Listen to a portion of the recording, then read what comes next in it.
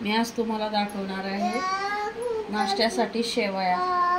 या शेवया बनवणार आहे, पण मी तिखट बनवणार आहे। त्यासाठी लागणारं साहित्य: एक कांदा घेतलाय मोठा, एक टोमॅटो घेतलाय, जिरं घेतलंय, कढीपत्ता घेतलाय, मोहरी घेतली, मिरच्या चिरून घेतल्यात आणि चवीनुसार मीठ घेतले।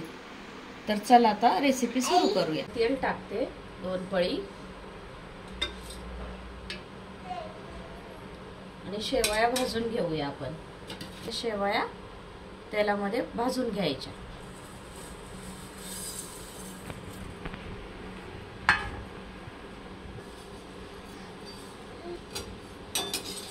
या रव्याच्या शेवया आहेत आणि मुख्य म्हणजे या घरात बनवलेल्या आहेत। तर या तेलामध्ये चांगल्या आधी भाजून घ्यायच्या बनवायच्या आधी।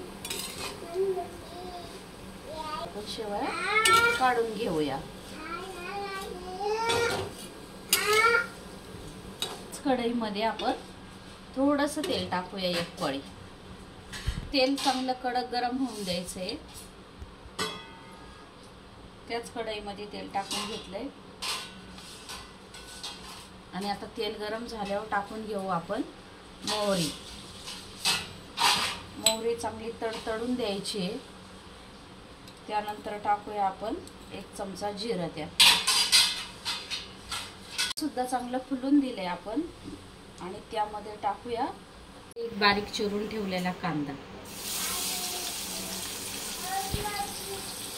कांदा चांगला हलवून घ्यायचा।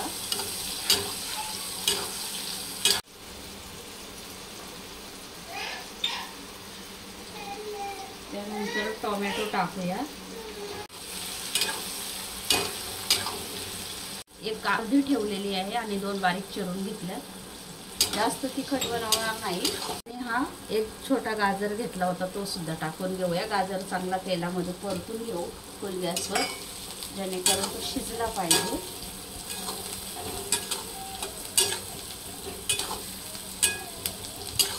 सगळं फुल गॅसवर परतून घ्यायचे।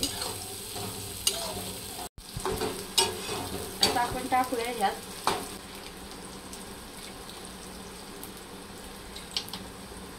आणि ह्या शेवया टाकूया आता आणि हे वर खाली करून घेऊया।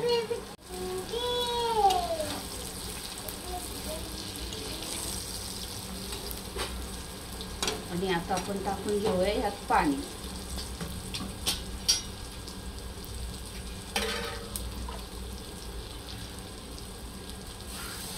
थोडंसंच पाणी टाकायचं, म्हणजे जास्त तिखट होणार नाही, सुट्ट्या सुट्ट्या होतील। आणि असं वर खाली करून घेऊया मिक्स एकदा चांगलं। हे पहा, 2 मिनिटासाठी आपण झाकण झाले। झाकण काढून बघूया। बघा आपल्या शेवया किती छान फुललेले आहेत। आणि आता वरून टाकूया बारीक चिरलेली कोथिंबीर आणि काढून घेऊया शेवया नाश्त्यासाठी। मॅगी नूडल्स पेक्षाही खूप छान। आणि तुम्ही करून बघा, खाऊन बघा आणि मग माझ्या शेवया कशा झाल्यात हे सुद्धा कमेंटमध्ये सांगा। धन्यवाद। नवीन असेल तर सबस्क्राईब करायला विसरू नका।